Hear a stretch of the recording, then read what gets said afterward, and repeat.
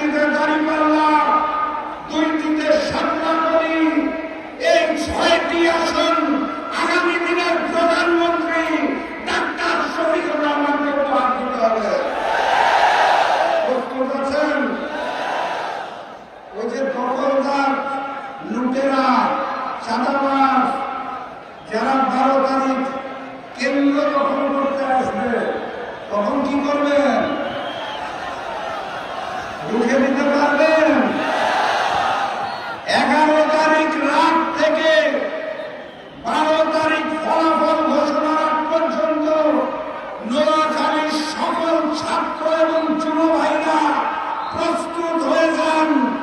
আমরা শান্তি চাই, আমরা সাম্য চাই, কিন্তু ওপার থেকে আঘাত আসলে শরীরের শেষ রক্তবিন্দু পর্যন্ত লড়াই করব, প্রতিবাদ করব, প্রতিরোধ করব।